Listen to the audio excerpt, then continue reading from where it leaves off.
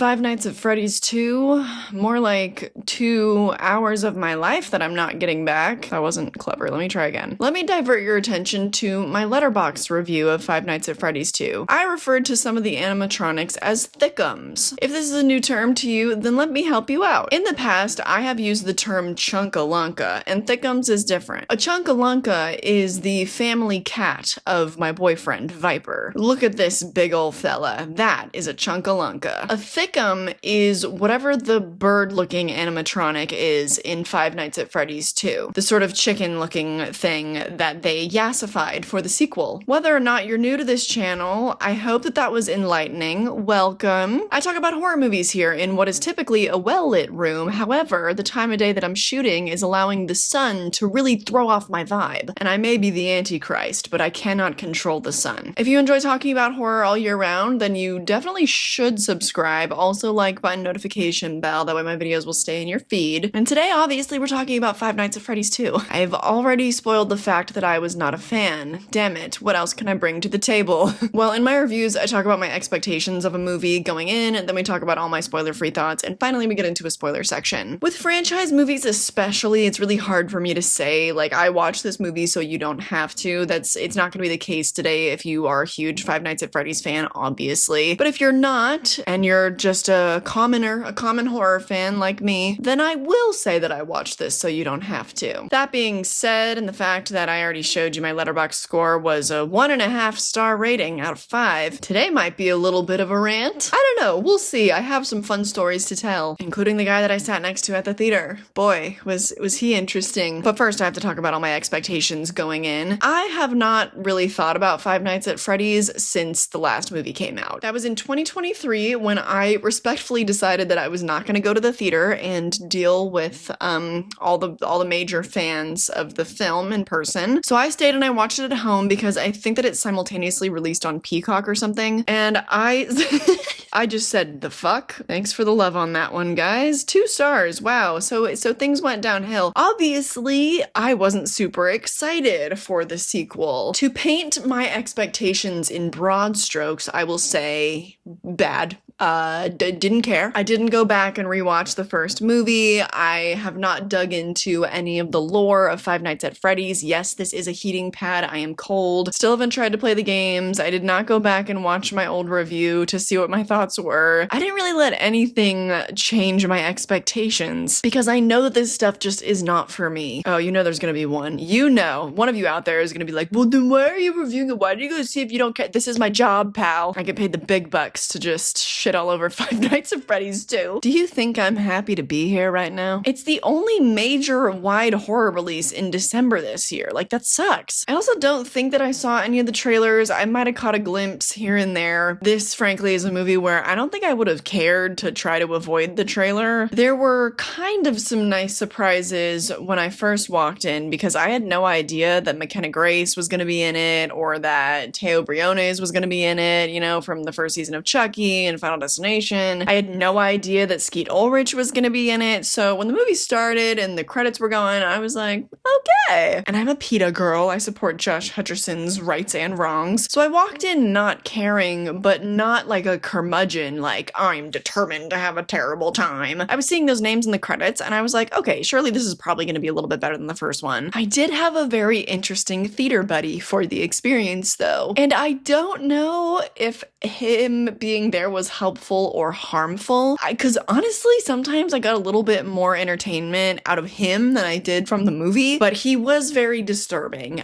He was a very distracting individual. He was 2 seats over, the one between us was empty, and the whole time we were there he never relaxed. We have a theater with reclining seats and there are heaters in the seats and it's amazing. Step 1 when I sit down is I pop my feet up, I lean back, I turn the little heater on, I settle in. This guy was not doing any of that. This guy was determined to be uncomfortable. It seems he was determined not to chill out because he was sitting upright and oftentimes like leaning over the little table for like the majority of the movie. Well, for the time that he was there. We'll get to that. One thing he did throughout that was not entertaining and was just in fact annoying was tapping his fingers on the little table, making a little noise. Another thing that was not so fun to be sitting next to was how much he was burping. It wasn't consistent through throughout, it was about, I don't know, maybe a minute, 30 seconds to a minute where he just was like burping nonstop. I was fearful that he was going to throw up. Every like 3 seconds, it just would be like a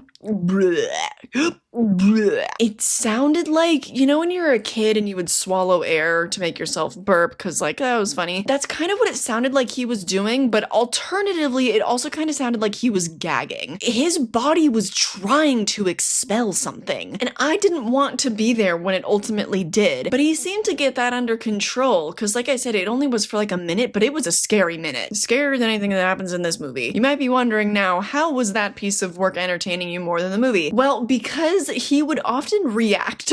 Anytime that something stupid happened, which was often, he would hit the movie with a little, you know, he'd put his hand up. He was very, he was very reactive. Or he would hit it with a little like under his breath, like, why are you just standing there? Oh, what are you doing? And then the piece de resistance of my new friend, he left about an hour and 15 minutes into the movie. So, you know, there were maybe like 25 minutes left and he just said to hell with this. I don't think that it was necessarily a gastrointestinal issue because then I would imagine he'd come back for maybe like the ending of the movie or something. And also he had seemed to get it under control. So I think that he really just was fed up. And I can't say I blame him. Whoa, God, this movie has some of the worst problems of any movie ever, and some of my own personal biggest pet peeves. Starting off light, okay, this is like a diet problem of mine. Good actors being wasted or being forced to play a caricaturized version of themselves from the 90s. Wayne Knight.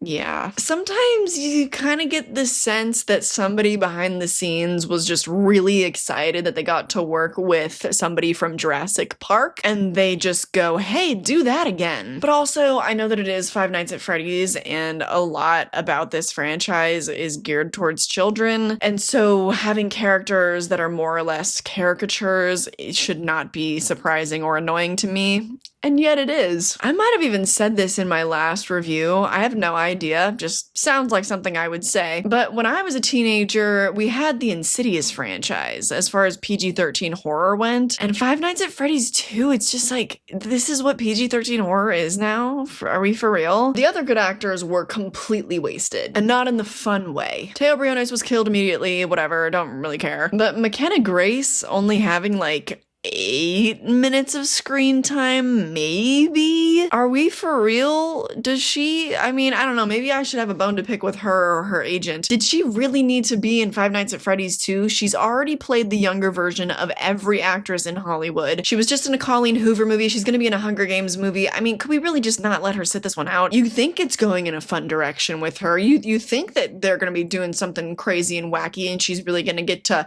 stretch her limbs in this role. And then they just take it away from you way too soon. We'll more on that later. Matthew Lillard and Skeet Ulrich. In the credits, it says, and Matthew Lillard and Skeet Ulrich. Let me tell you, those credits are doing some heavy lifting. Emphasis on the and. They are barely in this movie. I think Matthew Lillard has maybe 2 scenes? Barely. One of his appearances, I don't even want to count. Skeet Ulrich has a scene that the beginning and end feel like they're just lopped off and it's just kind of clunked in there. Josh Hutcherson, my king, feels like he's phoning it in a little bit. Whatever, get your bag. Hey. Then again, there might be another blame for that. Maybe the first AD was being a real pain in the ass and was like, we don't have time for another take. Maybe the director didn't really care and was like, hey, that's good enough. The only person not phoning it in was Elizabeth, what's-her-face, Lale. But she exhibits one of my other pet peeves where she looks gorgeous all the time. And it seems very intentional with the way that she holds her face, okay? Maybe she just is that gorgeous and this complaint doesn't really hold any water, but it's like her character will get in a car crash and smash her head against the wheel, and she's like, oh, ow. Oh, she's not like making like sexual noises or anything, but it's like, if I just smash my head on the wheel, you're not gonna catch me like, oh, you're gonna catch me like, and whenever she's crying, it's very just, That's enough harping on the acting, I think. Another problem this movie has is that nobody has peripheral vision. I love how that's catching on from the reboot of The Strangers. Now, okay, to be fair, in the moment where it's most egregious, it's like a reenactment or a heavy homage to one of the games, I guess, which I have seen. I've briefly seen somebody play this version of the game. It's where you're in the room at the desk and you have to like turn a light on and off and stuff, and then the animatronics kind of just pop up. So they did it like that, but the problem is in movie form, it makes our boy Josh Hutcherson look so stupid. Because what do you mean you look up from the desk and suddenly there's this giant animatronic? It doesn't translate well to cinema. Did it make the jump scare more effective? No, because I just was like scratching my head. Oh, that's another pet peeve I wasn't even gonna get into, but there are some fake out jump scares in the movie, like somebody jumping up behind somebody else, or the scares being way too obvious. It's like at one point there's this tunnel and there's these creepy little marionettes around, and then the character turns around or looks up or whatever and has a line of dialogue saying, "Where did they all go?" Just let the audience decipher or just observe with their eyeballs quite easily that they've all vanished. We don't need the dialogue. Like, do they think that they're making these movies for stupid people? Is that what they think? Let's maybe not open up that door. Oh, but I think that we have to, because one pet peeve that I cannot ever not talk about is the trope of kids being dumb. Kids thinking that they have an imaginary friend, kids being completely naive to giant animatronics intentions. It's not just Abby, it's not just our main little girl in this movie. She makes some really stupid choices, but at one point some of the animatronics are kind of loose on the town, and one shows up at the foot of this little girl's bed, and she's not a little girl. She looks like she's maybe 9 or 10 years old, and she's just stoked. She's, "Oh, you're my new friend. I'm sorry, let's take a poll with the class. Were you that stupid when you were 10? I would have been scared out of my gourd. There would have been a Kylie-shaped hole in my wall." And this movie has technical problems that I feel like I'm just not even gonna get into, because the story, the writing, everything is so flat. It is terrible. There's recycling of plot elements from the first movie, and it's just dull. I was checking the time. I just could not wait to get out of there. But the most egregious pet peeve of mine, I think, is that we were denied a catharsis in the climax of the movie. We'll get into that in spoilers. But I really should wrap up the spoiler-free section. I've said it before, I'll say it again. Just because I'm not a fan of the video games and don't know anything about it does not mean that these shouldn't be able to stand alone as good films. I can understand that intellectually this movie is not made for me. That doesn't mean it has to be so utterly dog shit. Who said that? I'm not saying it needs to like dumb everything down about the lore or anything like that. I promise I can keep up. These movies are just technically bad in like almost every sense of the word. And I love a good romp with a movie that's so bad that it's good. I enjoy that frequently. But these are also dull. It's really rather impressive. You might have seen that this movie has a 3.0 on Letterboxd, which is an inflated score because of the Die Hard fans. I can promise you that. The real score, I think, is the 13%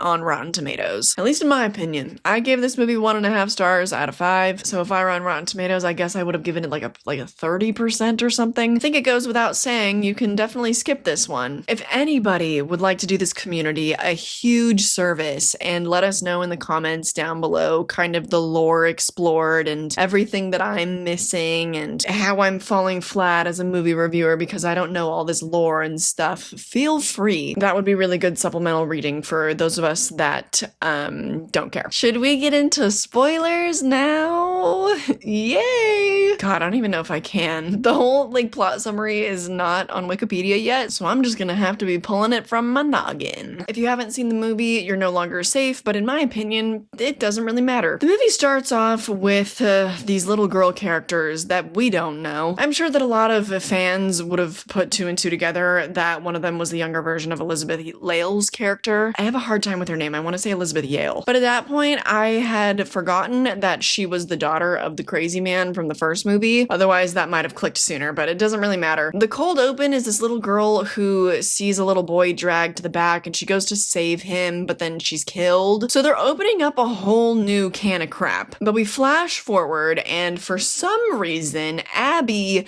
misses her little kid ghost friends who were in the animatronics. No real sense of danger, no PTSD, no trauma trauma of any kind, really. Just that, oh, she misses her friends, and oh, she wants to be in the science fair. She remembers almost dying. She recounts it pretty explicitly to all the kids on the bus, but whatever. You know who is struggling? Vanessa. That is Elizabeth Lale's character. She's having bad dreams and stuff, and Josh Hutcherson, or what's his name? Mike is like, look, you gotta use your dreams to your advantage. You gotta go back in. And she does, and there's this crazy surreal scene, and it's the only time really that we see Matthew Lillard. And guess what? Guess what? It goes nowhere. She doesn't really have an arc at all in this movie. Vanessa is a mess and remains as such. I think it's because this movie, story-wise and everything-wise, feels like such filler. It's nonsense. There's nothing there. All we get is more lore, and there is not really a present story at all. There are a couple new objectives, like when you have a little side quest in a video game maybe, but nothing of real note. It's like, okay, now we're introduced to the original Freddy's location where this little girl died, and that's where McKenna Grace and her little posse come in because she's part of like a ghost hunting show. And I'm sorry, this is so disjointed, but the movie is disjointed. None of this like really properly connects ever, but you've gotten the basics set up, okay? Little Abby is sad, Vanessa is struggling to deal, and there's some sort of backstory that's been introduced. That's all you need to know. The paranormal investigators don't have anything to do with anything. They just go to this original location, and this creepy man is showing them around, and he's so obviously creepy, but more on that later. And everybody dies except for McKenna Grace, who gets possessed. And earlier I referenced this. I was like, wow, you think that she is about to be doing something really cool. I don't think we've ever seen McKenna Grace possessed on screen before. I don't think she ever was in Haunting of Hill House, or in, I guess maybe a little bit in Malignant. You could say, but not really. Not like this. Not like where they give her stupid clown makeup and stuff and poorly blended extensions. Anyway, I got all excited about that because I'm like, you know what? I might not care about this, but if McKenna Grace is going to be playing a demon for the rest of the movie, I'm here. But then as soon as Vanessa shows up, when she realizes that things are going awry, they take that away from us. Sure, we get a fun little Spider-Man moment where she's kind of choking her out, but then she's left for dead. Or, well, she is dead. She's left dead. And it's like, boo, okay. But I guess everybody's here for the animatronics, the possessed animatronics anyway, so personal complaint. God, there really is no plot to this movie. I guess there's like the side quest of the science fair and stuff, but the bottom line is that this little girl died, and now her spirit is inhabiting the animatronics of the original location, and they are getting up to no good, and we gotta stop them. There's no other story besides that. So is it already time to fast forward to the end? Oh dear God. Dumb little Abby releases their locking mechanism, so now they're free to leave the location and go wreak havoc on the town. Vanessa and Mike show up, and Mike is trying to disable their wireless connection. Vanessa leaves to go and find Abby, and then she's also like running around town trying to stop all these animatronics and stuff. Mike is successful, and so then they all end up in the same place for the climax somehow. I don't know. Vanessa, her car gets totaled, and then she gets a ride from somebody there. It's like, okay. The ending was so bad. It might have worked 2 years ago because, wait, it did. In the first movie, twist reveal, evil guy is actually Vanessa's father. Bum, bum, bum. In the sequel, creepy guy that was showing around the paranormal investigators, well, he pops back up, and guess who? Vanessa's brother. Another twist relative. Another twist relative. Kill me. And then he starts monologuing like a villain does, and he's talking about how now that Charlotte's been released and stuff, and all the animatronics have been released, they are going to terrorize Faz Fest or whatever it's called. And I got this sinking feeling in the pit of my stomach whenever that came up. Maybe that didn't even come up in the climax. I don't know. Don't care enough to remember. When Faz Fest came up and the idea came up that there might be a giant bloodbath, I literally thought to myself, this is Blumhouse. They're gonna Megan us again. In the first Megan, lest we forget, they're setting up this like whole sort of party, this whole convention to debut the new Megan toy. And back then, when I was more naive, I was thinking, oh my god, there is gonna be a bloodbath where Megan is gonna be killing all these suits. It's gonna be so fun, so bloody, so huge. And then they just big fat didn't even have that scene in the movie at all. And so when Fast Fest came up in Five Nights at Freddy's 2, I just got this feeling, I was like, they're gonna do it to us again. And wouldn't you know it, they deny us the catharsis of a big showdown. Oh no, I'm sorry. Abby's friends from the other Freddy's location show up in their animatronic form and kind of beat the shit out of the newer, or I guess technically older animatronics, the ones from the second movie that we've been dealing with. But nobody gets hurt, there's not even a chase sequence, it's so lame. Also, at one point, evil twisted Vanessa's brother is like, alright, break their bones. And do you know what our protagonists do? Nothing. They literally just stand there and sort of just kind of get ready for their bones to be broken. Not even an attempt at running away. Nothing. Really exciting stuff, guys. Great work. Of course, they leave us on a little cliffhanger because this little ghost boy shows up and he's like, he's gonna come back and he's gonna be stronger. First of all, who the hell are you talking about? And second of all, who cares? I guess probably talking about her dead dad. He's gonna come back in ghost form as an animatronic or something. Okay, why didn't he do that in this movie and make this movie cooler? Then in the end, Vanessa is possessed by the marionette. And I don't blame the other characters for being like, yo, what the hell? Why didn't you tell us that you had an evil brother? Why didn't you tell us about this original location? And I'll tell you why. I don't think they knew they were gonna do this when they made the first movie. So it's a little bit unfair of them to be mad at her, actually, but their circumstance here is not their fault. God, what a frustrating time. I think I had way more to say about my burping theater buddy than I actually did about the movie itself. Just sucks because I could like Five Nights at Freddy's. I could like these movies. They could be good. Why aren't they? This is right up my alley. I loved Megan 2.0, by the way. It's just over the top ridiculous. I love the Terminator, you know? This stuff is just up my alley. And obviously, if I loved Megan 2.0, I'm not that harsh a critic. I love Child's Play. I love the Child's Play remake. These movies are just so bad. But whatever, this is Jason Blum's world. I'm just living in it. So ultimately, what did you think of Five Nights at Freddy's 2? Shall we discuss it in the comments down below? Other better horror movies have come out this year, so if you're new here, then check out some of my older reviews. But I make all kinds of horror content on this channel. There is fun for the whole family here. I also have a second channel where I primarily talk about physical media. That is one of my life's great loves. And I have a Patreon where, depending on which tier you join, you get a bonus video every single week. Similarly, I also have memberships on this channel where you get a lot of overlap in the bonus content. But that's gonna do it for today. Sorry for being dry and miserable the whole time, but what are you gonna do? Hope you still enjoy it, and I hope I catch you in the next one. Bye!